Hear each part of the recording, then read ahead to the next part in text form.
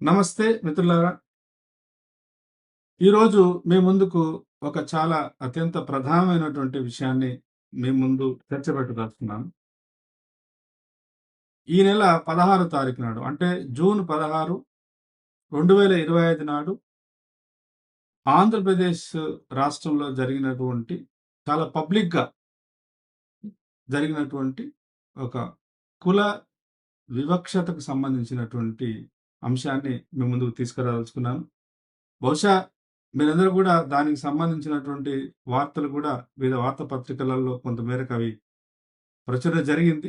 రావాల్సినంత సమాచారం రాలే కానీ, సోషల్ మీడియా యొక్క సహకారం ద్వారా ఈ ఆంధ్రప్రదేశ్ రాష్ట్రం కర్నూలు జిల్లా ఆదోని మండలం, ఆ మండలంలో ఉన్నటువంటి దానాపూర్ అనేటువంటి గ్రామంలో ఆ గ్రామ సర్పంచి అయినటువంటి శ్రీ చంద్రశేఖర్ గారికి జరిగినటువంటి అవమానం, కులం తను యాదృచ్ఛికంగా, ప్రకృతి సిద్ధంగా షెడ్యూల్ కులాలకు సంబంధించిన కులంలో పుట్టడం ద్వారా ఆ గ్రామంలో ఆ రోజు జరిగినటువంటి ఒక ఆధ్యాత్మిక మీటింగ్ ఒకటి జరిగింది అక్కడ ఆ గ్రామంలో.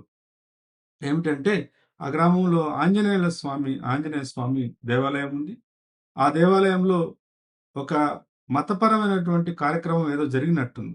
దానికి ముఖ్య అతిథిగా గౌరవ ఎమ్మెల్యే గారు, ఆదోని నియోజకవర్గానికి ప్రాతినిధ్యం వహిస్తున్నటువంటి ఎమ్మెల్యే గారు, వారు ప్రస్తుతానికి బీజేపీ పార్టీలో నాయకుడిగా ఉన్నాడు.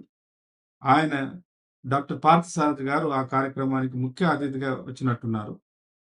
సహజంగానే ఎమ్మెల్యే గారు ఊరికొచ్చినప్పుడు ఏదైనా ఒక ప్రైవేటో లేదా ప్రభుత్వ కార్యక్రమం ఉన్నప్పుడు ఆ గ్రామంలో ఒక సమావేశం పెట్టుకోవడం అనేది సర్వసాధారణమైన విషయం. అట్లా ఆ మీటింగు ఒకటి దేవాలయానికి పక్కన ఆంజనేయ స్వామి దేవాలయం దగ్గర ఒక కార్యక్రమాన్ని పెట్టినట్టున్నారు. ఆ కార్యక్రమంలో జరిగినటువంటి ఒక ఇన్సిడెంట్ ఇది. ఈ ఇన్సిడెంట్ ఏంటంటే ఆ కార్యక్రమానికి ప్రజలందరూ వచ్చినారు. గ్రామానికి సంబంధించినటువంటి బీజేపీ, తర్వాత టీడీపీ, జనసేన నాయకులు కూడా ఉన్నట్టున్నారు. మండల స్థాయి నాయకులు కూడా వచ్చినట్టున్నారు. మొత్తం మీద ఆ మండలంలో లేదా ఆ నియోజకవర్గంలో కాస్తో కూస్తో పేరు ప్రఖ్యాతులు ఉన్నటువంటి టీడీపీ, బీజేపీ మరియు జనసేన నాయకులు ఆ వేదిక మీద ఎమ్మెల్యే గారితో పాటు ఉన్నట్టు కనపడుతుంది విజువల్స్‌లో చూస్తే. ఎమ్మెల్యే గారు కొంత చదువుకున్నవాడు. ఆయన ఆహ్, స్ స్వతహాగా వృత్తిరీత్యా డాక్టర్. అట్లాగే బీజేపీ నుంచి ఆయన ఎమ్మెల్యేగా ఎన్నుకోబడడానికంటే ముందు బీజేపీ పార్టీకి జాతీయ స్థాయిలో ఓబీసీ నాయకుడిగా కూడా పనిచేసినట్టు కొంత చరిత్ర ఉంది ఆయనకు. కాబట్టి నేనిక్కడ కార్యక్రమాన్ని నిర్వహిస్తున్నప్పటికీ ఈ గ్రామ సర్పంచి ఈ వేదిక మీద ఉండాలి కదా అని బహుశా తన మనసులో ఆలోచించుంటాడు. అందుకనే కార్యక్రమం ప్రారంభించే ముందు ఆయన అక్కడ ఉన్నటువంటి ఆ సభ మీద, ఆ వేదిక మీద ఉన్నటువంటి మిగతా వాళ్ళని అడుగుతున్నాడు. ఈ గ్రామ సర్పంచ్ ఉండాలి గదా అని. అందులో ఆ గ్రూప్‌లో నుంచి ఎవరో ఒకరు అగో అక్కడ ఉన్నాడు అని అన్నారు. అప్పుడు ఎమ్మెల్యే గారు అక్కడున్నావేందయ్యా ఇక్కడికి రా అని 2, 3 సార్లు రా అని పిలిచిన మాట విజువల్‌లో మనకు క్లియర్‌గా కనబడుతుంది. ఆ ఎమ్మెల్యే గారు ఆహ్వానించారు కాబట్టి ఎక్కడో మామూలు వ్యక్తిగా గ్రామస్తుడిగా ఉన్న సర్పంచి మెల్లగా ఆ వేదిక మీదకి రావడానికి ప్రయత్నం చేస్తున్న క్రమంలోనే ఒక అమానవీయమైనటువంటి సంఘటన జరిగిందక్కడ. కొంతమంది అందులో ఒకరిద్దరు చాలా చిన్న వాయిస్‌తోని ఆయన వేదిక మీదకి రాడులెండి అని అన్నాడు. అప్పుడు ఎమ్మెల్యే గారు స్పందిస్తూ, "ఏ ఎందుకు? ఆయనేమైనా క్రిస్టియనా?" అని ఎమ్మెల్యే గారు అంటున్నారు. ఆ మాటకు బదులుగా దానికి సమాధానంగా పక్కనే ఉన్నటువంటి గుడిసె కిష్టమ్మ అనేటువంటి ఒక నాయకురాలామె. ప్రస్తుతానికి Andhra Pradesh TDP Telugu Desam party state organising secretary కూడా పనిచేస్తున్నారు. బహుశా కూటమి అలయన్స్ లేకపోతే ఆదోని నియోజకవర్గంలో నుంచి టీడీపీ అభ్యర్థిగా కూడా ఆమె నిలబడాలని ఆశించినట్టు కనబడుతుంది. ఆమె మెల్లగా ఎమ్మెల్యే గారి చెవి దగ్గరికెళ్ళేసి ఆయన ఎస్సీ గుడి కట్ట ఎక్కడు అని స్పష్టంగా చిన్న వాయిస్‌తోని అన్నట్టు వీడియోలో రికార్డ్ అయింది. ఆ మాట ఎప్పుడైతే ఇన్నాడో చంద్రశేఖరు ఆ గ్రామ ప్రథమ పౌరుడు, సర్పంచ్ అంటే ఆ గ్రామం చేత, ఆ గ్రామ ప్రజల చేత ఎన్నుకోబడినటువంటి ప్రథమ పౌరుడు. ఆ వాస్తవానికి ఆ గ్రామానికి సంబంధించిన ఆ గ్రామానికి రాష్ట్రపతి వచ్చినా గూడా అక్కడ ఏదైనా పబ్లిక్ మీటింగ్ జరుగుతుందంటే, ప్రజలకు సంబంధించినటువంటి ఏదైనా అంశం, ఒక సదస్సు, ఒక సమావేశం జరుగుతుందనంటే, ఆ గ్రామ ప్రథమ పౌరుడిగా సర్పంచ్ గారిని పిలవాలి.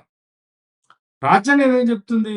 ప్రజల చేత ఎన్నుకోబడ్డటువంటి ప్రజాప్రతినిధి యొక్క కులంతో గాని, మతంతో గాని, లేపోతే స్త్రీ పురుష భేదాలతో గాని, మరే ఇతర రకమైనటువంటి విషయాలను పరిగణలోకి తీసుకోకుండా, ప్రజల చేత ప్రత్యక్షంగా ఓట్ల ద్వారా ఎన్నుకోబడ్డ నాయకుడిని గౌరవించాలని రాజ్యాంగం చెప్తుంది. కానీ కృష్ణమ్మ గారు ఏం చెప్తున్నారు? ఆయన వేదిక మీదకి రాలేడు. ఆయన ఎస్సీ. ఈ గుడి మెట్లు ఎక్కలేడు. గుడి కట్ట ఎక్కలేడు అని చెప్తుంది. సరే అట్లాంటప్పుడు ఆమె ఆ మాట అన్నప్పుడు మరి కొంత చదువుకున్నోడు, ఎమ్మెల్యే, చట్టసభల్లో ఉన్నాడు. భారత రాజ్యాంగం మీద ప్రమాణం చేసి ఎమ్మెల్యేగా ప్రమాణ స్వీకారం చేసిన వాడు. జాతీయ స్థాయిలో ఓబీసీ మోర్చాకు నాయకుడిగా పనిచేసినాడు. కొంత లోక జ్ఞానం ఉన్నటువంటి ఎమ్మెల్యే గారు అక్కడికక్కడ కృష్ణమ్మని గాని, లేకపోతే అక్కడ ఉన్నటువంటి ఇతర వేదిక మీద ఉన్న వాళ్ళందరినీ వారించి, ఆయన అలా ఎలా ఉంటది? ఆయన సర్పంచ్ కదా! ఆయన పిలవండి అని చెప్పేసి ఆయన పిలిసి సర్పంచ్‌ని గౌరవించేదుండే. వాళ్ళు చెప్పడం ఒకటైతే తప్పైతే, ఇతను ఆ! ఓహో! అవునా! అట్లయితే రా, రా, ఇక్కడ రా, ఇగో ఇక్కడ నిలబడు అని ఆ డయాస్ కింద అంటే ఒక రకంగా డయాస్ కొంత మీదికుంది. ఆ డయాస్ కింద సర్పంచ్ గారు చంద్రశేఖర్ గారు మౌనంగా నిలబడ్డాడు. ఇక్కడ నిలబడు, ఇక్కడ నిలబడు అని ఎమ్మెల్యే గారు, ఆ పక్కన ఉన్నటువంటి కృష్ణమ్మ గారు, ఇతర నాయకులు గూడా అంటున్నారు. బహుశా మొత్తం వేదిక మీద ఏ ఒక్క సర్పంచ్‌కే గతి లేదక్కడ. ఏది వేదిక మీదకి రావడానికి. కాబట్టి ఇంగ అక్కడ ఒక ఎస్సీ ఉండడానికి ఆస్కారం లేదనేది క్లియర్ అయిపోయింది. ఆ ఇన్సిడెంట్ జరిగిన తర్వాత సోషల్ మీడియాలో అది బాగా వైరల్ అయిన తర్వాత ఇది ఈ విషయం మీద చాలామంది మామూలుగా దళిత సంఘాలు స్పందించినాయి ఆంధ్రప్రదేశ్‌లో. ముఖ్యంగా కర్నూలు జిల్లా ఆదోని మండలంలో కొంత జరిగింది. ఆ జరిగిన తర్వాత 2 రోజులు ఆ గ్రామ సర్పంచి అయినటువంటి చంద్రశేఖరు మౌనంగానే ఉన్నాడు. ఆయన తర్వాత మీడియాకు ఇంటర్వ్యూ ఇస్తూ కూడా చెప్పిందేంటంటే, ఆ ఇన్సిడెంట్ జరిగింది దేశవ్యాప్తంగా, ప్రపంచవ్యాప్తంగా ప్రజలందరూ చూసినారు. నేను గౌరవ ఎమ్మెల్యే గారు ఆహ్వానించారు కాబట్టి ఆ వేదిక మీదకెళ్దామని ప్రయత్నం చేసినాను. కానీ పక్కన ఉన్నటువంటి గుడిసె కృష్ణక్క గారు ఆమె ఈ మాట అనడంతో అతను ఎస్సీ వేదిక మీదకి రాలేడు అన్నప్పుడు నా చెవిలోకి ఆ మాట వినబడిన తర్వాత ఇంక నేను ఆ వేదికను ఎక్కలేకపోయినాను. కారణం ఏమిటంటే ఈ గ్రామానికి నేను ప్రథమ పౌరుడిని. ఈ గ్రామ ప్రజలు నన్ను ఎన్నుకున్నారు. నా వల్ల నాకు అవమానంగా ఉన్నా, నా మనసుకు చాలా బాధాకరంగా అనిపించినప్పటికీ నేనెందుకు అక్కడ ఒక దాన్ని ఒక విషయంగా లేదంటే దాన్ని ఒక సమస్యగా ఎందుకు నేను చూడలేకపోయినాను అంటే, గ్రామంలో గొడవలొద్దు అని చెప్పేసి నేను సమయాన్ని పాటించినాను అని ఆ సర్పంచ్ గారి తర్వాత మీడియాకు ఇంటర్వ్యూ ఇచ్చినప్పుడు చెప్పింది గూడా మీడియాలో వస్తుంది. ఇదొక భాగమైతే, సరే దళిత సంఘాలు అక్కడున్నటువంటి ఎంఆర్‌పీఎస్ నాయకులు గావచ్చు, లేదంటే ఇతర మాలమానాడు సంఘాలు గావచ్చు, లేదా అంబేద్కర్ సంఘాలు గావచ్చు, ఈ దళిత సంఘాలన్నీ గూడా ఒక జేఏసీగా ఏర్పడి, దాన్ని పెద్ద ఎత్తున ఒక రాస్తారోకో, ధర్నాలు జేసి, అతన్ని గూడా కన్విన్స్ జేసినారు. ఆయన ఒంటరిగా ఉన్నప్పుడు బహుశా భయపడి ఉంటాడు. ఎందుకంటే, అదే మామూలుగానే ఆంధ్రప్రదేశ్ అంటేనే కులాల కుంపులాట. అక్కడ రెడ్లకు, కమ్మలకు రోజు వైరమే ఉంటది. ఈ మధ్యల కాపులు గూడా దానిలో చొరబడ్డారు. రెడ్లు, కాపులు, తర్వాత కమ్మలు. ఈ 3 వర్గాల మధ్య జరుగుతున్నటువంటి అంతర్గత ఆధిపత్య పోరులో అక్కడ కింది శూద్ర కులాలు కొంత మేరకు, ఇక మామూలుగా మాలలు, మాదిగలు, ఇతర ఎస్సీలు, ఎస్టీలయితే నిరంతరం ఏదో రూపంలో అవమానాలు పడడం, అవసరం అనుకుంటే ఈ ఫ్యాక్షనిస్టు హత్యలలో వాళ్ళు మరణిస్తున్నారు కూడా. కాబట్టి సర్పంచి ఆ అవగాహన ఉన్నవాడు గాబట్టి, దాన్ని ఒక రాద్ధాంతం చేయకుండా బహుశా కొంత సమయం పాటించినట్టు అనిపిస్తుంది నాకైతే. ఏదేమైనప్పటికీ దళిత సంఘాలు తనకు తోడుగా రావడం, తను కూడా ఇలా ఒక 2 డేస్ వెయిట్ చేసినారు. అంటే ఇదంతా ప్రచారం జరిగిన తర్వాత గౌరవ ఎమ్మెల్యే గారో, లేదంటే ఆ మొత్తం ఇన్సిడెంట్‌కు ప్రత్యక్షంగా తను ఎస్సీ తను రాలేడని చెప్పిన ఆమె కృష్ణమ్మ గారు వచ్చి దానికి ఏదైనా వివరణ ఇస్తారేమో. ఇక్కడితో ఈ విషయం స్థానికంగా ఇది సరిపోతది. నాకు అవమానం జరిగినా పర్వాలేదు. గ్రామంలో గొడవలొద్దు అనుకున్నప్పుడు ఎవరు కూడా దాని ముందుకు రాలే. ఎప్పుడొచ్చినారు ఎమ్మెల్యే గారు వేదిక అంటే మళ్ళీ ప్రజల ముందుకు, మీడియా ముందుకంటే, ఆ స్థానికంగా ఉన్న దళిత సంఘాలన్నీ కూడా ఒక రకమైనటువంటి ఉద్యమాలు నిర్మించి, పోలీస్ స్టేషన్‌కెళ్ళి కంప్లెయింట్ చేసి, SC, ST prevention of atrocity act 1989 ప్రకారము గౌరవ ఎమ్మెల్యే గారి మీద అక్కడ వేదిక మీద ఉండి ఎస్సీ తను రాలేడని చెప్పిన గుడిసె కృష్ణమ్మ గారి మీద ఈ ఎస్సీ, ఎస్టీ అట్రాసిటీ కేస్ పెట్టాలని వీళ్ళు ఎప్పుడైతే కొంత పబ్లిక్ వాయిస్‌నిచ్చినారో, అప్పుడు కేసు కట్టడానికి కూడా స్థానిక పోలీసులు కూడా ఎవరు ముందుకు రాలేదు. ధర్నాలు చేయాల్సొచ్చింది. రాస్తారోకో చేయాల్సొచ్చింది. ఆ తర్వాత కేస్ ఏదో ఫైల్ అన్నట్టు నిన్న మొన్న వార్తలొస్తున్నాయి.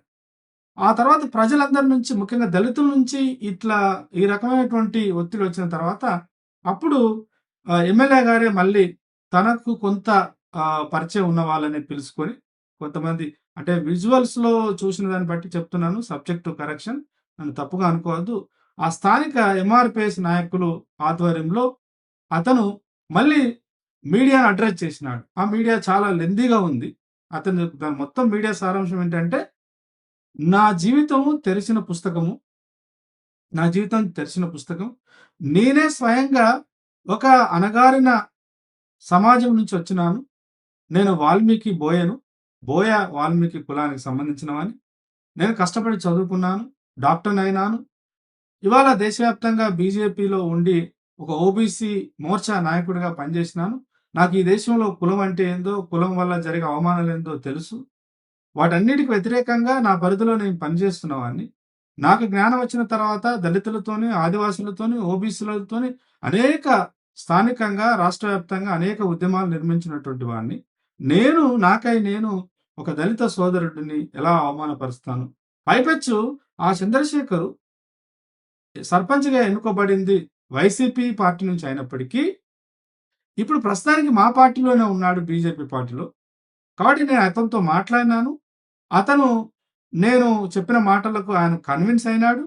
ఆ తర్వాత సరే ప్రజలు స్పందించినారు, దళితులు స్పందిస్తున్నారు కాబట్టి నేను ప్రజలకు ఒక వివరణ ఇవ్వదలుచుకున్నాను. నాకు ఏ రకంగా గూడా ఎస్సీలను గాని, ఎస్టీలను గాని, ఇంకోరిని గాని, ప్రజలను గాని ఎవరిని గూడా అవమానపరచాలనేటువంటి ఆలోచన లేనివాడిని. నా చరిత్ర, గత చరిత్ర మీ అందరికి తెలుసు. దీన్ని కావాలని కొంతమంది రాద్ధాంతం చేస్తున్నారు అని జెప్పేసి మాట్లాడుతూ అయినప్పటికీ అక్కడ జరిగినటువంటి సంఘటన ఎవరి మనసునన్నా బాధపరిస్తే, ఎవరికన్నా దానివల్ల ఇబ్బందిగా అనిపిస్తే సర్పంచ్ గారితో సహా దళితులు ఎవరైనా వాళ్ళు మాలలైనా, మాదిగలైనా, ఇంకెవరైనా కూడా ఎవరైనా దానివల్ల వాళ్ళ మనసుకు ఇబ్బంది అనిపిస్తే నేను బహిరంగంగా క్షమాపణ చెప్తున్నానని చెప్పేసి ఎమ్మెల్యే గారు చెప్పిన మాట కూడా మనం మీడియాలో వచ్చింది. అందరం చూసినాం. ఇప్పుడు ఇక్కడి దాకా సరే ఏదో అనుకోకుండా ఓ సంఘటన జరిగింది. దానికి ప్రజా ఒత్తిడి ద్వారా లేదా దళితుల యొక్క ఒత్తిడి ద్వారా తను కూడా ఎమ్మెల్యే అని అనుకోకుండా ఎమ్మెల్యే అయినప్పటికీ ఒక మెట్టు దిగొచ్చి ఆయన ప్రజలందరికీ క్షమాపణ కోరినాడు కదా! దీన్ని మళ్ళీ దీని గురించి పెద్దగా మాట్లాడుకోవాల్సిన అవసరం ఏముంది? దానికంటే ఇంకేం కావాలి అని అనుకునేటువంటి వాళ్ళు కూడా ఈ దేశంలో, ఈ రాష్ట్రంలో చాలా మంది ఉన్నారు. అయితే నేను ఈ వీడియో ఎందుకు చేస్తున్నానంటే, ఇది నాకు ఒక కాంటెక్స్ట్ మాత్రమే. దాదాపు భారతదేశానికి స్వాతంత్రం వచ్చి 78 సంవత్సరాలయితుంది. ఈ 78 సంవత్సరాల స్వాతంత్ర భారతదేశంలో 1950లో భారత రాజ్యాంగం అమల్లోకొచ్చింది. భారత రాజ్యాంగంలో మన చేత ప్రజలుగా మనం రాసుకున్నటువంటి ఆ పుస్తకము, ఆ గ్రంథం ఏం చెప్తుంది? ఆర్టికల్ 14 ప్రకారం గావచ్చు, ఆర్టికల్ 15 ప్రకారం గావచ్చు, సమానత్వం ఉండాలని కోరుతుంది. 17 ఆర్టికల్ అయితే అంటరానితనం నేరం అనేది నిర్దిష్టంగా నిర్దేశించింది. భారత రాజ్యాంగం ప్రధానంగా దేశంలో పుట్టి పెరుగుతున్న ప్రజల మధ్య కులం పేరు మీద ఏ రకమైనటువంటి వివక్షతను చూపడానికి వీల్లేదు. అలా వివక్షతను చూపితే వాళ్ళు చట్టరీత్యా నేరస్తులని చెప్తుంది. ఈ కాంటెక్స్ట్ కాసేపు పక్కన పెడితే, బహుశా ఇప్పుడు ఈ వీడియో చేస్తున్న ఈ కాలం, ఈ టైంలో కూడా, ఈ క్షణంలో కూడా దేశంలో ఎక్కడో ఒక దగ్గర దళితుల మీద అవమానాలు జరుగుతుండవచ్చు, హత్యలు జరుగుతుండవచ్చు, మానభంగాలు జరుగుతుండవచ్చు. ఏదో ఒక రూపంలో రకరకాల పద్ధతిలో దళితులను ఏదో రూపంలో హింసించడమో లేదా అవమానపరచడం జరుగుతూనే ఉంది. సరే సామాన్య మానవులకు అది నిత్యకృత్యమే. ఇంకా భారత సమాజము పూర్తి స్థాయిలో మానవీయ సమాజంగా మారలేదు. మారడానికి ప్రయత్నం చేస్తుంది, చేయాలని విశ్వసించేటువంటి అనేక మందిలో నేనొకడిని.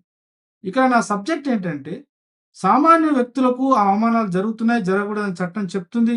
జరిగినప్పుడు బాగా పెద్ద ఎత్తున ఏదైనా బాగా ఇన్సిడెంట్ జరిగినప్పుడు సమాజం స్పందిస్తుంది. కేసులయితున్నాయి. కేసులయినప్పటికీ కోర్టులకు పోతున్నారు. కోర్టులో ఆ కేసులు వీగిపోతున్నాయి. ఎక్కడో అరాకొర కేసులు కన్విక్షన్ అయ్యి నేరస్తుడికి శిక్ష పడుతుంది. అదొక సబ్జెక్ట్. నేను ఇవాళ ఏం మాట్లాడదలుచుకున్నా అంటే ఇక్కడ కర్నూలు జిల్లా దానాపూర్ గ్రామానికి సంబంధించినటువంటి ఒక ఇన్సిడెంటు నన్ను మొత్తం గతంలోకి ఒకసారి ఆత్మావలోకనం చేసుకునే విధంగా ప్రేరేపించింది.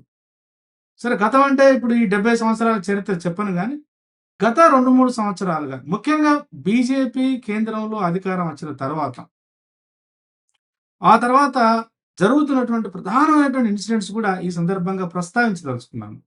అంటే గ్రామంలో ప్రజల చేత ఎన్నుకోబడినటువంటి వార్డ్ మెంబరు, సర్పంచి, ఎంపీటీసీ, జెడ్పీటీసీ, మండల అధ్యక్షుడు, జిల్లా చైర్మన్ లేదా చైర్పర్సన్స్, ఇంకా పెద్ద స్థాయిలో అయితే రాష్ట్రానికి ప్రాతినిధ్యం వహించేటువంటి ఎమ్మెల్యేలు, మంత్రులు ఇవి కాకుండా భారత రాజ్యాంగం చాలా అత్యున్నతమైనటువంటి ప్రాధాన్యతను, గౌరవాన్ని ఇచ్చేటువంటి ముఖ్యమంత్రులు, రాష్ట్రపతులకు కూడా వారు యాదృచ్ఛికంగా, ప్రకృతి సిద్ధంగా వాళ్ళు పుట్టిన కులం కారణంగా ఏదో ఒక రూపంలో అవమానం జరుగుతూనే ఉంది అని నాకు అనిపిస్తుంది.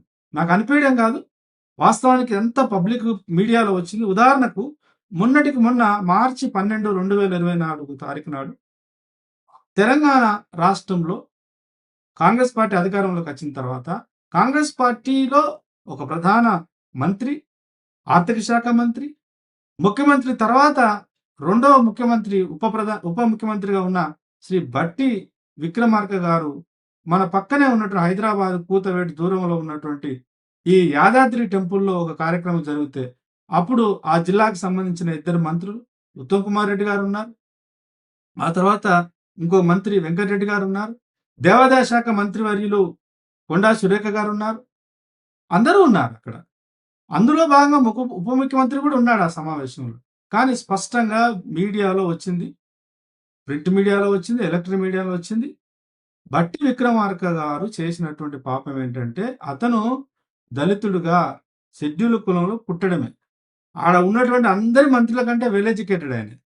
హైదరాబాద్ సెంట్రల్ యూనివర్సిటీలో చదువుకున్నాడు. వీళ్ళందరూ డిగ్రీ, పీజీలు చేసిన వాళ్ళు. కొంత ఉత్తమ్ కుమార్ రెడ్డి సరే ఆయనకు కొంత ఏరోనాటికల్ ఇంజనీరింగ్ ఏదో చేసినట్టున్నాడు. చదువు రీత్యా చూసినా, సంస్కారం రీత్యా చూసినా, ఏ రకంగా చూసినా కూడా ఆయన వీళ్ళందరికంటే చాలా మెరుగైనట్టున్నాడు. అయినప్పటికీ దళితులు కాబట్టి వాళ్ళందరూ రాజదర్బార్లో కూర్చున్నట్టు చైర్ల మీద కూర్చొని బట్టి విక్రమార్కకి చిన్న ఒక పీట వేసినారు. మనకు అనిపించవచ్చు, మరి ఇమ్మీడియట్ గా ఆత్మగౌరవం ఉన్నోడైతే బట్టి విక్రమార్క అప్పటికప్పుడు తన నిరసన వ్యక్తం చేయాలి కదా. నిజంగా న్యాయానికైతే చేయాలి, కానీ చెయ్యరు. ఎందుకు అంటే రాజకీయాల్లో ఉన్న జాడ్యం అది. ఆయన చేయలేకపోయినాడు. బట్ ఐఎమ్ షూర్ గౌరవ బట్టి విక్రమార్క గారు మనసులో చాలా బాధపడి ఉంటాడు. కానీ పార్టీకి నాయకత్వం వహిస్తున్నా, నేను ఉప ముఖ్యమంత్రిని, ఈ కార్యక్రమాన్ని ఎందుకు డిస్టర్బ్ చేయాలనే ఒక హుందాతనంతోనూ, లేదా మానసికంగా చిన్నప్పటి నుంచి కులం అనేటువంటి అవమానాన్ని భరించడం అనేది పూర్తిగా శరీరంలో, మనసులో, రక్తంలో అదంతా కూడా మంచిగా నిండుకొని ఉంది కాబట్టి బహుశా స్పందించకపోవచ్చు. ఆయన స్పందించకపోయినంత మాత్రాన మనలాంటి వాళ్ళు స్పందించవద్దని ఏం లేదు. అదొకటే కాదు. తర్వాత చరిత్రలోకి వెళ్తే, చరిత్ర అంటే మే 25వ తారీఖు 2018లో రామ్నాథ్ కోవింద్ గారు మనకు రాష్ట్రపతిగా పనిచేసినారు. వారు బీహార్ రాష్ట్రం ముష్హార్ ఎలుకలు తినేటువంటి ఒక దళిత కులం నుంచి వచ్చినటువంటి వాడు ఆయన దేశానికే ప్రథమ పౌరుడు రాజ్యాంగబద్ధ ప్రకారం. కానీ వారు ఒక టెంపుల్కు విజిట్ చేసినారు. ఎక్కడ? రాజస్థాన్లో ఒక టెంపుల్ ఉంది. రాజస్థాన్లో వారి సతీమణితోని గౌరవనీయులు సబితా కోవింద్ గారు, ఆయన ఇద్దరు అప్పుడు ఆ కాలంలో మంత్రులుగా, కేంద్ర మంత్రులుగా ఉన్న వాళ్ళు ఇద్దరు ఉన్నారు. వాళ్ళు కులానికి బ్రాహ్మణుడు. మొత్తం 4 ఆ టెంపుల్కి వెళ్ళినారు. కానీ రామ్నాథ్ కోవింద్ గారు దళిత్ కాబట్టి ఆయనను గర్భగుడిలోకి రానియకుండా గుడి బయటనే జరగవలసిన కార్యక్రమం అంతా చేసినారు. అది మళ్ళీ మీడియాలో వచ్చింది, పెద్ద వార్త అయింది. అయినా రామ్నాథ్ కోవింద్ గారు కూడా స్పందించలేదు. స్పందించరు వాళ్ళు. ఇంకొక ఇంపార్టెంట్ ఇప్పుడు ప్రస్తుతానికి రాష్ట్రపతిగా ఉన్నటువంటి ఒక ఒక ఆదివాసీ బిడ్డ. ఈ దేశంలో ఒక ఆదివాసీ మహిళ ఈ దేశ ప్రధాన పౌరురాలుగా రావడానికి సహకరించింది భారత రాజ్యాంగం.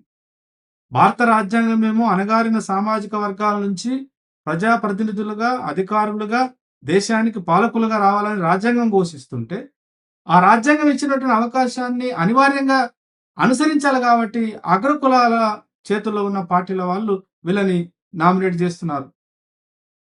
మన రాష్ట్రపతి గారు ద్రౌపది ముర్ముర్ గారు కూడా ఒక ఇన్సిడెంట్ జరిగింది వారి విషయంలో కూడా. ఎప్పుడు జరిగింది? జూన్ 20వ తారీఖు నాడు 2023లో ఆమె ఢిల్లీలో ఉన్నటువంటి ఒక టెంపుల్‌కెళ్ళినారు.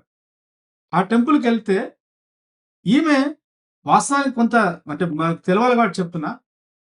ఆమె రాష్ట్రపతి కావడానికంటే ముందు అసలు మనసా, వాచా, కర్మన కంప్లీట్‌గా కూడా హైందవ సంస్కృతిని చాలా గౌరవంగా చూస్తదామె. ఆమె ఎమ్మెల్యే కావడానికంటే ముందు, అంతకుముందు తర్వాత మంత్రిగా కూడా పనిచేసినారు వాళ్ళ రాష్ట్రంలో. ఎప్పుడైనా ఎళ్లి అక్కడ శివాలయంలో ఆమెనే స్వతహాగా చీపురు తీసుకొని శివాలయాన్ని చాలా శుభ్రం చేసి, దానంతా నీట్‌గా కడిగి, భక్తిపూర్వకంగా అక్కడ పూజలు చేసుకునేది. ఒక వ్యక్తి భక్తి, విశ్వాసాన్ని కలిగి ఉండడం అనేది వారి వ్యక్తిగత విషయమైనా, ఆమెకున్నటువంటి అంటే దైవం మీద, దైవత్వం మీద ఆమెకున్నటువంటి ఆ శ్రద్ధను చెప్పడం కోసం చెప్తున్నాను నేను. అంత గౌరవంగా, అంత ప్రేమపూర్వకంగా, అంత భక్తి శ్రద్ధలతో ఉండేటువంటి ఒక ద్రౌపది మర్ముర్ గారు, ఆమె మన రాష్ట్రపతి. ఈ దేశానికి మొట్టమొదటి పౌరురాలు. ఆమెను మాత్రం గుడిలోకి రానియలే. ఆ తర్వాత మీడియా వాళ్ళు అడిగితే ఇచ్చిన వివరణ ఏంటంటే, అటు రామ్‌నాథ్ కోవింద్ విషయంలో కావచ్చు, ఇక్కడ ద్రౌపది ముర్ముర్ విషయంలో వారికి వాళ్ళు వయసు రీత్యా మెట్లు ఎక్కలేరు కాబట్టి, అక్కడనే బయట పూజలు చేసి పంపించినాము అని అంటున్నారు. రాష్ట్రపతి గారు ఎన్నో అధికారిక కార్యక్రమాలు జరుగుతుంటే రాష్ట్రపతి భవన్‌లో కావచ్చు, పార్లమెంట్‌లో కావచ్చు, చక్కగా నడవగలిగేటువంటి శక్తి ఉన్నటువంటి వాళ్ళు. మొన్నటికి మొన్న రామ్‌నాథ్ కోవింద్ గారు మన రాష్ట్రానికి బహుశా ఈటెల రాజేంద్ర గారి ఇంటికి కూడా వచ్చినారు. చక్కగా నడుస్తున్నారు వారు. కాబట్టి వాళ్ళకి మోకాళ్ళ నొప్పులు లేదు, ఆరోగ్యంగా లేరని చెప్పడానికి లేదు. ఏంటిదంతా? అంతేకాకుండా ఈ ఆంధ్రప్రదేశ్‌లో పిఠాపురం అనేది ఇవాళ ఆ రాష్ట్ర ఉప ముఖ్యమంత్రిగా ఉన్నటువంటి పవన్ కళ్యాణ్ గారు ప్రాతినిధ్యం వహిస్తున్నటువంటి నియోజకవర్గం. అక్కడ మొన్నటికి మొన్న ఒక 10 రోజుల క్రితము అక్కడ పిఠాపురం నియోజకవర్గంలో ఒక గ్రామంలో మొత్తం దళితుల్ని సాంఘిక బహిష్కరణ చేసినారు. సామాజిక బహిష్కరణ చేసినారు. ఆ గ్రామంలో ఉన్న బీసీలు, రెడ్లు, మిగతా వాళ్ళు, కాపులు. కనీసం ఈ మొత్తం ఇన్సిడెంట్‌లో అంటే నేను ప్రారంభంలో చెప్పిన దానాపూర్ విలేజ్ సర్పంచ్ నుంచి మొదలుకుంటే, పిఠాపురం సంఘటన చూసుకుంటే, బట్టి విక్రమార్క సంఘటన చూసుకుంటే, తర్వాత గౌరవనీయులు పెద్దలు అంతకుముందు రాష్ట్రపతిగా పనిచేసిన రామ్‌నాథ్ కోవింద్ ఇన్సిడెంట్ చూసుకున్నా, ఇప్పుడు ప్రస్తుతం మనందరం మనసా వాచా కర్మన భారత రాజ్యాంగం ప్రకారం గౌరవిస్తున్న రాష్ట్రపతి అయినటువంటి ముర్ముర్ గారి చరిత్ర అంటే ఈ ఇన్సిడెంట్స్ చూసుకున్నా, ఇవన్నీ కూడా వీళ్ళందరూ కూడా ప్రజాప్రతినిధులు. ప్రజాప్రతినిధులకే కులం పేరు మీద అవమానాలు, చీత్కారాలు, చిన్న చూపులు జరుగుతుంటే ఇంకెవడికి మామూలు మనిషికి ఎక్కడ మామూలు ప్రజలకు ఎక్కడ రక్షణ ఉంటదండి? సరే ఇదొక సంఘటన. ఇదొక ఫేజు. నేను ప్రస్తావించదలుచుకున్న విషయం ఏంటంటే, వీళ్ళందరూ కూడా జ్ఞానవంతులే. అక్షర జ్ఞానం ఉన్నవాళ్ళు, పీజీలు చేసిన వారు, పీహెచ్‌డీ చేసిన వాళ్ళు, రాజకీయాల్లో చాలా సుదీర్ఘంగా ఉన్నవాళ్ళు. అయ్యా! మరి మీరైనా స్పందించకపోతే సమాజంలో ఒక సంస్కరణ రావాలని కూడా మాట్లాడాలి కదా! సరే యుద్ధాలు చేయకపోవచ్చు. రోడ్డు మీదకొచ్చి మీరు స్ట్రీట్ ఫైట్ చేయకపోవచ్చు. ఒక రాష్ట్రపతిగా, ఒక ఉప ముఖ్యమంత్రిగా ఉండి, మళ్ళీ నేను స్ట్రీట్ ఫైట్ ఏం చేయాలా? అది నాకు చాలా చిన్న చూపు అని మీరు అనుకోవచ్చు గానీ, స్పందించాలి గదా! ఇది తప్పని చెప్పాలి గదా! అక్కడ ఉన్నటువంటి వాళ్ళకు మనస్సు లేదా? అసలు చైర్‌లకి ఇట్లా అతుక్కపోయి కూర్చున్నారు యాదాద్రిలో అయితే. ఒక్కడు లేవట్లే. మరి ఆయన ఉప ముఖ్యమంత్రి గదా! చైరు రీత్యా చూసినప్పుడు ఆయనను గౌరవించాలి కదా! తర్వాత మనకాయన అతిథి కదా! మన జిల్లాకొచ్చిండు. ఒక మంత్రిగా, ఒక ఉప ముఖ్య అని అటు ఉత్తమ్ కుమార్ రెడ్డి గాని, ఇటు ఆయన అక్కడ ఉన్నటువంటి వెంకయ్యరెడ్డి గారు గాని, ఎవరు కూడా స్పందించలే. అధికారులు కూడా స్పందించలే. ఈ స్పందించకపోవడం అనేది సామాజిక నేరమే. అది రాష్ట్రపతి అయినా, ఉప ముఖ్యమంత్రి అయినా, ఎమ్మెల్యే అయినా, ఎంపీలైనా. ఈ మాత్రం అవగాహన ఉన్నా, చైతన్యం ఉన్నా, చట్టం ఉందని తెలిసిన మీరే స్పందించకపోతే, మామూలు ప్రజల యొక్క బతుకులను ఈ సమాజంలో ఉన్న ఆధిపత్య కులాలు ఏ రకంగా ట్రీట్ చేస్తూ దయచేసి మీరు అర్థం చేసుకోమని చెప్పేసి వారికి నేను గుర్తు చేస్తున్నా. ఇదొకటి. రెండోది coming to the present context ఏందంటే, ఈ ఇన్సిడెంట్ జరిగింది. సోషల్ మీడియాలో అది రికార్డ్ అయింది. వైరల్ అయితుంది. కానీ ఆదోని పోలీసులకు మాత్రము చేతులు రాలే. వాస్తవానికి SC, ST prevention of atrocity act ప్రకారం దానిలో చాలా క్లాజులున్నాయి. ఫిజికల్ ఎవిడెన్సెస్ ఉన్న తర్వాత ఇంకా కంప్లెయింట్ చేయాల్సిన అవసరం కూడా లేదు. సుమోటోగా కేసును రిజిస్టర్ చేసి దాని మీద దర్యాప్తు చేయాలి. వాస్తవానికి బాధితుడికి మానసిక పరంగా తనేమైనా కుంగిపోయి ఉండి భయపడి ఉంటే రక్షణ కల్పించి ఆధారాలను వెలికి తీయాల్సిన అవసరము ఆ స్థానికంగా ఉన్న పోలీసు వ్యవస్థకు వాళ్ళ విధి. కానీ వాళ్ళు చేయలే. ఎందుకు చేయలేదు? పార్థసారథి గారు ఆ నియోజకవర్గ ఎమ్మెల్యే గారు. తర్వాత ఆదోని మండలంలో ఒక రకంగా చాలా పెద్ద ఎత్తున ప్రభావిత చేయగలిగే శక్తి ఉన్నటువంటి గుడిసె కృష్ణమ్మ గారు ఉన్నారు. కాబట్టి వీళ్ళు అవమానపరిచిన వాళ్ళు ఎమ్మెల్యేలు, పార్టీలలో బాగా పలుకుబడి ఉన్నవాళ్ళు, పార్టీ అధికారంలో ఉంది. సరే, పోలీసులు స్పందించలేదు. బాధితులతో పాటు దళితులు కలిసి కంప్లైంట్ చేస్తే దాన్ని రిజిస్టర్ చేయడానికి కూడా అక్కడ చాలా కష్టపడవలసి వచ్చింది. ఇదొకటి. రెండో విషయం, పొద్దున లేస్తే అసలు మాకు కులం లేదు, మతం లేదు. మేము వ్యక్తిగతంగా మేము కమ్మగా పుట్టవచ్చు, మేము కాపులుగా పుట్టవచ్చు, మేము రెడ్లగా పుట్టవచ్చు. మన చేతిలో లేదు కదా! ఒక మనిషి ఒక కులంలో పుట్టాలని ఎవరు నిర్ణయించలేదు. అది భగవత్ ఇచ్ఛ, ప్రకృతి సిద్ధంగా జరిగే ఒక కార్యక్రమం. కాబట్టి మాకు జ్ఞానం వచ్చిన తర్వాత మా మనసులో ఎక్కడ కూడా కులం లేదు, మతం లేదు, వర్గం లేదు, ప్రాంతం లేదు. మేమిప్పుడు ప్రజాప్రతినిధులం, మేము ముఖ్యమంత్రులం, మేము మంత్రులం అని అందరూ మాట్లాడుతుంటారు. మరి జరిగిన ఇన్సిడెంట్ తెలుసు కదా! కనబడుతుంది కదా! ఇంతవరకు కూడా ముఖ్యమంత్రి గారు స్పందించారు. ఆంధ్రప్రదేశ్ ముఖ్యమంత్రి నారా చంద్రబాబు నాయుడు గారు స్పందించారు. చాలా పోజులు కొట్టినటువంటి పవన్ కళ్యాణ్ గారు అసలే స్పందించరు. సరే, వాళ్ళంటే అధికారంలో ఉన్నారు, వాళ్ళ నాయకుడు కాబట్టి స్పందిస్తే సిగ్గుపోతుంది కాబట్టి మాట్లాడకపోవచ్చు. ఇక్కడ చాలా నన్ను బాధిస్తున్న విషయం ఏంటంటే, ఆ చంద్రశేఖర్ గారు దానాపూర్ సర్పంచ్‌గా ఉన్న చంద్రశేఖర్ గారు, ఆయన సర్పంచ్‌గా ఎన్నుకోబడడానికి అక్కడ స్థానికంగా వైసీపీ పార్టీ సపోర్ట్‌తోని ఎన్నుకోబడ్డాడు. రాజ్యాంగబద్ధంగా స్థానిక ఎన్నికలలో పార్టీ సింబల్స్ ఉండేవి గానీ, ఇండైరెక్ట్‌గా సపోర్ట్ చేసాడు. ఆయన చాలా కాలం వైసీపీలో పనిచేసిండు. వైసీపీ అంటే జగన్ కూడా ఆ ఇన్సిడెంట్ కనబడట్లేదు. ఏం కనబడుతుంది? ఆయనకు అధికారం పోయినప్పుడల్లా మళ్ళీ ఒకటి గుర్తొస్తది. బాధితులను కలవాలి. నా కోసం పనిచేసిన వాళ్ళు, మా నాన్న కోసం పనిచేసిన వాళ్ళు కష్టాల్లో ఉన్నప్పుడు ఈయన యాత్రలు పెట్టుకుంటాడు. పెట్టుకొని ఆ యాత్రలో భాగంగా ఆ మొత్తం క్రౌడ్‌లో మనుషులను చంపుకుంటా పోతాడు. ఆయన కార్యక్రమం ఆయనకొకటుంది. కానీ తన పార్టీలో పనిచేసి ఓ విద్యావంతుడు, ఒక సర్పంచ్‌కి ఇంత అవమానం జరిగితే అటు వైసీపీ స్పందించలేదు, టీడీపీ నాయకులు స్పందించలేదు. తర్వాత అధికారంలో ఉన్నటువంటి ముఖ్యమంత్రులు, ఉప ముఖ్యమంత్రులు స్పందించారు. ఇదొకటి. నాకు ఇంకొక చాలా విచిత్రంగా, చాలా నన్ను డిస్టర్బ్ చేస్తున్న ఫ్యాక్టర్ ఏంటంటే, సాధారణంగా ఇవాళ బీజేపీ సరే లోకల్‌గా ఉన్నటువంటి నాయకులు కాకుండా భారతీయ జనతా పార్టీ అనేటువంటిది దాని మీద 2 విమర్శలున్నాయి. ఒకటి, బేసికల్‌గా భారతీయ జనతా పార్టీ అంటేనే ఆర్ఎస్ఎస్ ఆలోచనకు అనుగుణంగా పనిచేస్తది. ఇంకా కొంచెము వోకల్‌గా చెప్పాలి, కొలోకియల్ లాంగ్వేజ్ చెప్పాలంటే, కులతత్వాన్ని పెంచి పెంపొందించడంలో అది ముందుంటదని దళిత సంఘాలు, దళిత మేధావులు ఎప్పుడు దాని మీద విమర్శ చేస్తుంటారు. మనువాద రాజకీయ సంస్కృతిని ఈ దేశంలో ఇంకా నిలబెట్టడానికి పనిచేసేటువంటి ఒక రాజకీయ పార్టీ అని దాని మీద విమర్శలున్నాయి.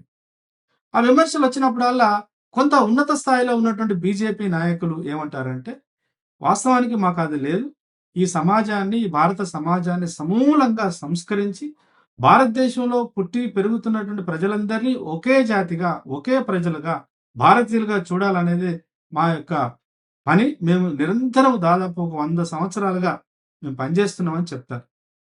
మరి పార్థసారథి గారు, వారి పార్టీ ఎమ్మెల్యే గారు, అక్కడ జరిగిన ఇన్సిడెంట్ అందరితో పాటు ఆ పార్టీ జాతీయ నాయకత్వం కావచ్చు, రాష్ట్ర నాయకత్వం కూడా చూసుంటది. మరి జరిగినటువంటి సంఘటన యాదృచ్ఛికంగా జరిగి ఉంటే, పార్థసారథి గారు ఇచ్చిన వివరణ ప్రకారమే నిజంగానే అది యాదృచ్ఛికంగా జరిగిందనుకుంటే, పార్టీ స్పందించాలి గదా! ఆ రాష్ట్ర బాధ్యులైనటువంటి ఆ రాష్ట్ర అధ్యక్షుడు స్పందించాలి గదా! స్పందించి బాధితుల దగ్గరికెళ్ళాలి గదా!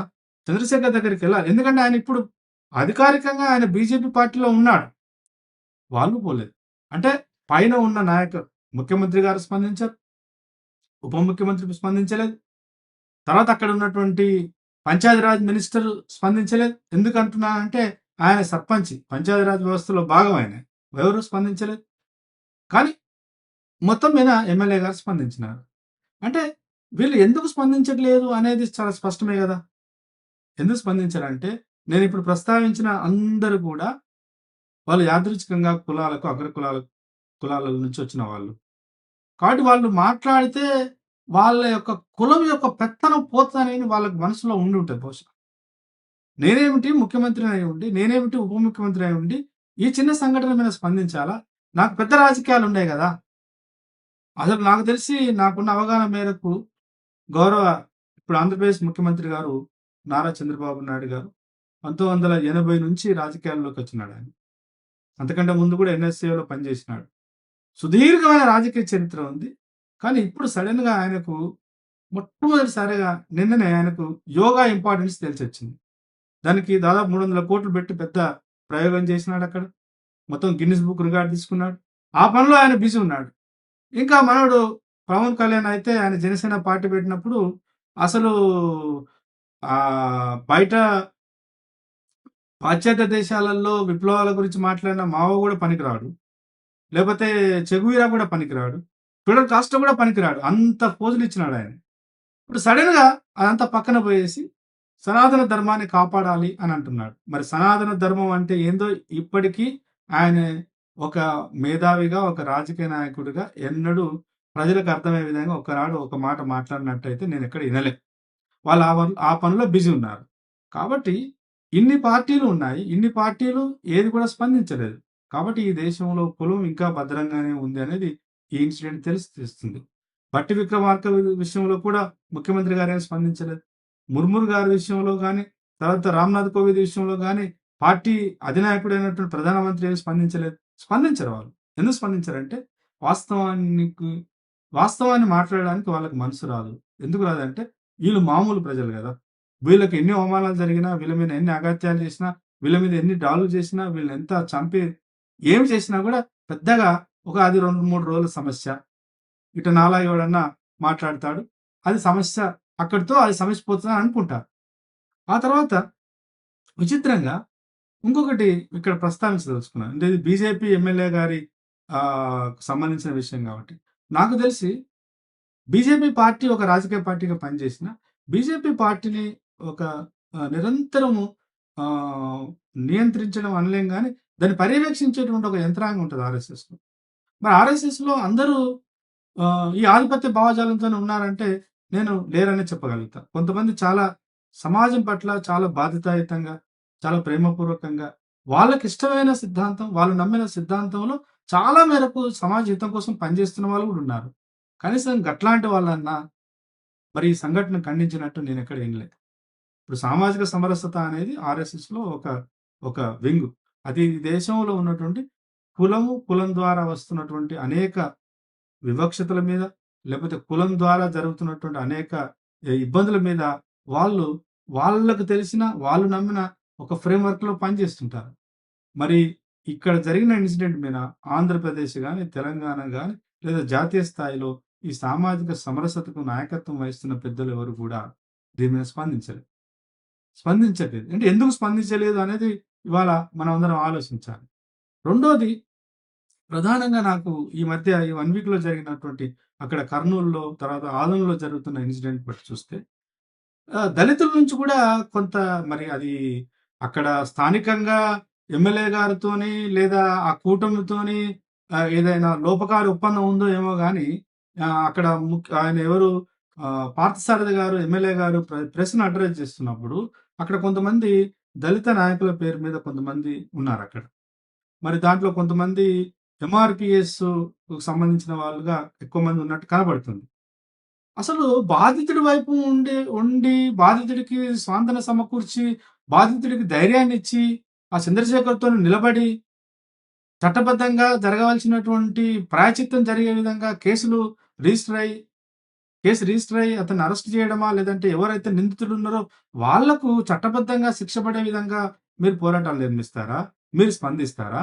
లేదా పోయి ఆయనతోని మాట్లాడి ఇక్కడ ప్రెస్ మీట్ పెట్టి ఆయన మాట్లాడుతున్నప్పుడు, ఆయన మాట్లాడిన ప్రతి మాటకు చప్పట్లు కొట్టడం ఏంది? అంటే ఎటువైపు ప్రయాణం చేస్తుంది దళిత ఉద్యమం? ఎటువైపు తీసుకెళ్తున్నారు ఈ దళిత నాయకులు?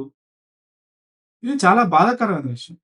మీకు స్థానికంగా ఆహ్, అక్కడ ఉన్నటువంటి ఎమ్మెల్యే గారితో మంచి సంబంధాలు ఉండవచ్చు గాక. ఉండాలి గూడా. సమాజంలో ఉన్నప్పుడు అవన్నీ అవసరమే. కానీ ఇలా బాధితుడి వైపు ఉండవలసినటువంటి ఎంఆర్‌పీఎస్ అయినా, లేదా దళిత సంఘాలైనా, మాల ఎవరైనా గూడా చంద్రశేఖర్ గారికి అండగా ఉండవలసిన వాళ్ళు కాస్త అక్కడ స్థానికంగా ఉన్నటువంటి ఎమ్మెల్యేకు అండగా ఉన్నట్టు కనబడుతుంది. ఇది సరైనటువంటి పురోగతి కాదు. దళిత ఉద్యమాలకు అది మంచిది కాదు. వాళ్ళు గమనించవలసిందిగా నేను వారికి విజ్ఞప్తి చేస్తున్నా. ఓవరాల్‌గా నేను చెప్పదలుచుకున్న విషయం ఏంటంటే, ఈ దేశంలో నివసిస్తున్నటువంటి అణగారిన ప్రజారాశులైనటువంటి ఇక్కడ సరే అక్కడ ఇన్సిడెంటల్‌గా ఎమ్మెల్యే గారు ఒక వాల్మీకి, బోయ వాస్తవానికి చాలా బాధిత కులమే అది. బోయ వాళ్ళంటే ఒకప్పుడు వాళ్ళు ట్రైబల్‌లలో ఉన్నటువంటి వాళ్ళు. సరే ఆయన ఎదిగినాడు, ఎమ్మెల్యే అయినాడు సంతోషం. ఆయన యాదృచ్ఛికంగా ఉన్నాడు. కానీ ఈ దేశంలో నిరంతరం జరుగుతున్న ఈ కులం పేరు మీద, ఈ కులం అనేటువంటి మానసిక జాడ్యం ద్వారా వివక్షతకు గురైతున్న, అవమానాలకు గురైతున్న, హత్యలకు గురైతున్న, మానభంగాలకు గురైతున్న ఈ దళిత లేదా షెడ్యూల్ కులాలు, షెడ్యూల్ ట్రైబ్స్ కొంతమేరకు బీసీలలో కింది స్థాయిలో ఉండి జనసంఖ్య లేకుండా అవమానాలు పడుతున్న వాళ్ళందరూ కూడా ఖచ్చితంగా ఒక పెద్ద ఎత్తున చైతన్యం పొంది చట్టం రూపంలో, చట్ట పరిధిలో జరగవలసిన న్యాయం కోసం నిరంతరం ఒక పోరాటాలు నిర్మించవలసిన అవసరం ఉంది. పైపెచ్చు ఇంత పెద్ద సైన్స్, టెక్నాలజీ డెవలప్ అయిన ఈ కాలంలో మరి అధికారులు స్పందించాలి. స్థానికంగా ఉన్న డీఎస్పీ గాని, స్థానికంగా ఉన్న సీఐ గారు గాని ఇమ్మీడియేట్‌గా కేసు కట్టి, ఆ కేసు చట్టబద్ధంగా చట్టమా? లేదంటే నైతికత అన్నప్పుడు డాక్టర్ బాబాసాహెబ్ అంబేద్కర్ చట్టమే ప్రధానం అని అంటాడు. ఎందుకంటే చట్టం మాత్రమే బాధితుడిని రక్షించగలుగుతది. క్షమాపణ చెప్పినంత మాత్రాన జరిగిన ఎవరికి చెప్పారు వాళ్ళు క్షమాపణ? ఆ వ్యక్తికి చెప్పలే. ఎమ్మెల్యే గారు చంద్రశేఖర్ గారిని పిలిపించుకొని లేదా చంద్రశేఖర్ నా ఉద్దేశంలో అయితే మళ్ళీ దానాపూర్‌కి ఎమ్మెల్యే గారు ఎళ్ళిపోయి అక్కడ మీటింగ్ పెట్టి ఆ గ్రామ ప్రజల సమక్షంలో నిన్న జరిగినటువంటి సంఘటన చాలా దురదృష్టకరం. అది జరిగిన సందర్భం సరైనది కాదు. జరిగింది పొరపాటని గ్రామంలో మీటింగ్ పెట్టి చెప్పుంటే ఆయన ఈ దేశంలో ఒక ఆదర్శప్రాయుడిగా నిలబడేవాడు. కానీ ఆ ప్రయత్నం ఎవరు చేయలేదు. చేయాలనే ఆలోచన కూడా వాళ్ళకి లేనట్టుంది. ఆయన క్షమాపణ చెప్పినాడు గదా! ఇక అయిపోయిందని చెప్పేసి దళిత సంఘాలు గూడా ఏదో కొంత విత్‌డ్రాయల్ సింప్టమ్‌లో ఉన్నట్టున్నారక్కడ. అది కాదు.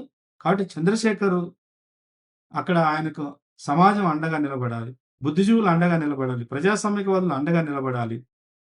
నిలబడి అట్లాంటి ఇన్సిడెంట్స్ ఆంధ్రప్రదేశ్‌లో గాని, తెలంగాణలో గాని జరగకుండా, అట్లాగే దేశవ్యాప్తంగా జరగకుండా ఒక ఉమ్మడి శక్తిగా ఎదగాలని, ఎదిగే ప్రయత్నం చేయాలని పోరాడితే తప్ప మన యొక్క హక్కులకు రక్షణ ఉండదని బాబాసాహెబ్ అంబేద్కర్ చెప్పినటువంటి దాన్ని మనం నిత్యం గుర్తు చేసుకొని, పోరాటాన్ని నమ్మి, జ్ఞానాన్ని పెంపొందించుకొని, సమాజాన్ని సంస్కరిస్తూనే సమాజాన్ని సంస్కరించే క్రమంలో ఇట్లాంటి అగత్యాలు, అవమానాలు జరిగినప్పుడు ఖచ్చితంగా చట్టరీత్యా వాళ్ళకు శిక్ష పడేటువంటి వరకు కూడా ఉద్యమాలు నిర్మించవలసిన అవసరం ఉందని చెప్పేసి తెలియజేస్తూ సెలవు.